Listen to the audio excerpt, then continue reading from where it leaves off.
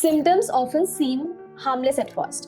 कभी कभी हमें लगता है कि छोटी सी चोट है, कोई गांठ है या हल्का सा दर्द है, लेकिन अंदर ही अंदर कैंसर ग्रो कर रहा होता है इतनी तेजी से कि अक्सर हम समझ नहीं पाते हैं और पकड़ नहीं पाते हैं। हेलो एवरीवन, मेरा नाम है डॉक्टर उर्शिल और आज हम बात करेंगे एंजियोसार्कोमा के बारे में। सबसे पहले एंजियोसार्कोमा क्या है? एंजियोसार्कोमा एक रेयर और अग्रेसिव कैंसर है जो ब्लड वेसल्स या लिम्फेटिक वेसल्स के लाइनिंग से स्टार्ट होता है। ये कहीं भी हो सकता है, आपकी स्किन पे, लिवर में, हार्ट में और ब्रेस्ट, और ये क्वाइटली और रैपिडली स्प्रेड करता है। इसी वजह से ये इतना खतरनाक माना जाता है। जैसे कि मैंने पहले बताया था, ये ब्लड से स्टार्ट होता है और ब्लड तो पूरे बॉडी में ही रहता है, सर्कुलेट करता है, इसलिए इसका स्प्रेड भी बहुत फास्ट होता है।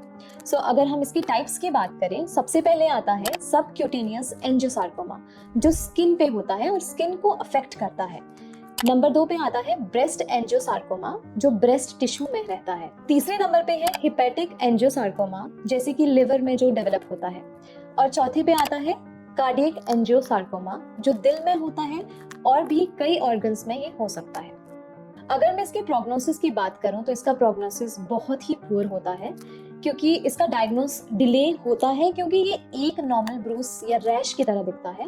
हमको समझ आता है या जब हमको पता लगता है तब तक ये लंग्स, लिवर जैसे वाइटल ऑर्गन्स तक ऑलरेडी फैल चुका होता है। अगर मैं इसकी ट्रीटमेंट की बात करूं, राइट, तो सबसे पहले हम बात करते हैं सर्जिकल ट्रीटमेंट के बारे में। अगर कैंसर लिमिटेड हो तो रिमूव किया जा सकता है, लेकिन अगर स्प्रेड हो चुका है तो रीअकरेंस के चांसेस ज्यादा रहते हैं। नंबर 2 पे रेडिएशन थेरेपी की अगर मैं बात करूं तो वो किसी ऑर्गन को डैमेज कर सकते हैं और कई साल बाद सेकेंडरी कैंसर का भी रिस्क रहता है। कीमोथेरेपी की अगर मैं बात करूं तो वो कैंसर सेल्स को तो डिस्ट्रॉय करती है, लेकिन बॉडी की इम्यूनिटी इतनी वीक हो जाती है कि जिससे इन्फेक्शंस का रिस्क बढ़ जाता है। प्रोटेक्शन और प्रिवेंशन की अगर बात की जाए तो एंजियोसार्कोमा से पूरी तरह बचाव पॉसिबल नहीं है, लेकिन आयुर्वेदा 2 मूल पिलर्स पर फोकस करता है। सबसे पहले आहार, दैट इज अ डाइट, और विहार, दैट इज अ लाइफस्टाइल। जब आहार और विहार बैलेंस में होते हैं तो शरीर अपने आप को प्रोटेक्ट करता है।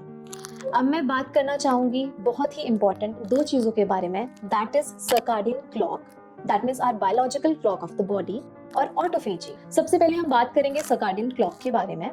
ये एक इंटरनल बायोलॉजिकल क्लॉक है जो आपके बॉडी के ऑलमोस्ट हर फंक्शन को रेगुलेट करती है। कब सोना है, कब उठना है, ब्लड प्रेशर का टाइमिंग क्या है, हार्मोन रिलीज और मेटाबॉलिज्म को कंट्रोल करती है। सर्काडियन क्लॉक को इम्प्रूव करने के टिप्स, सबसे पहले नाइट में लाइट एक्सपोजर कम करें, स्पेशली स्क्रीन्स का, लाइक टीवी हो गया, मोबाइल का, लैपटॉप, और दूर रहें ऐसे चीजों से। डे नाइट में नेचुरल सनलाइट लेना बहुत ही इम्पोर्टेंट है। टाइम रिस्ट्रिक्टेड ईटिंग फॉलो करें, एटलीस्ट 8 to 12 आवर्स के अंदर सब कुछ खाना है।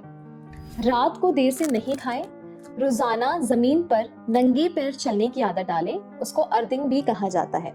ऑटोफेजी क्या होता है? ये आपकी बॉडी की सेल्फ क्लीनिंग प्रोसेस है जो डैमेज्ड सेल्स को रिमूव करती है और नए हेल्दी सेल्स को बनाती है।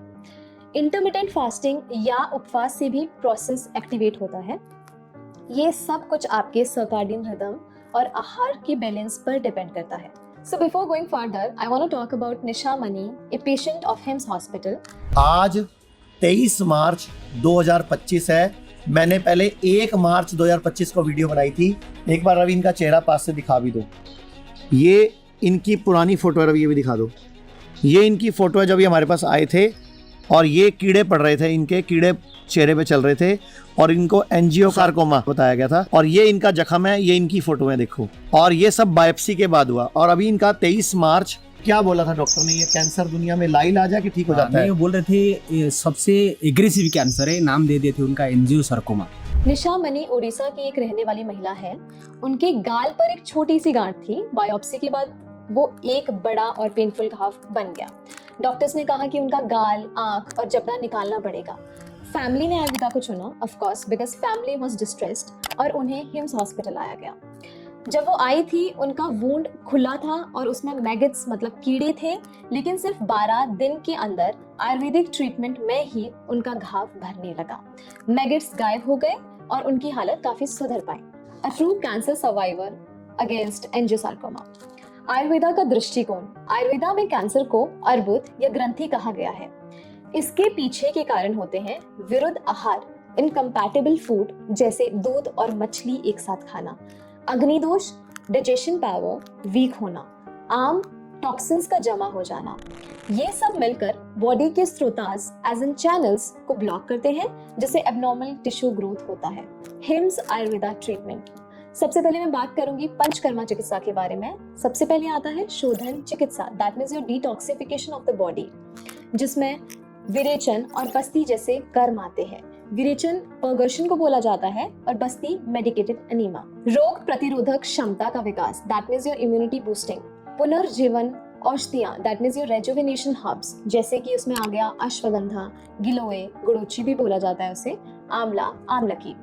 एंटी ट्यूमर हर्ब्स भी रहती हैं आयुर्वेदा में, उसमें आते हैं गुगलू, हल्दी, दैट मीन्स हरिद्रा और वरुण आदि चीजें। आयुर्वेदा का एम है बॉडी को डिटॉक्सिफाई करना, इम्यून सिस्टम को स्ट्रॉन्ग बनाना और कोई साइड इफेक्ट्स के बिना हीलिंग प्रोसेस को सपोर्ट करना। और अंत में आयुर्वेदा एक प्राचीन विद्या है जो रूट कॉज तक जाकर समस्या का समाधान करती है। अब समय आ गया है कि हम इस होलिस्टिक अप्रोच को पूरी तरह से आजमाएं ताकि हम एक स्वस्थ और बेहतर फ्यूचर की तरह बढ़ सकें। धन्यवाद।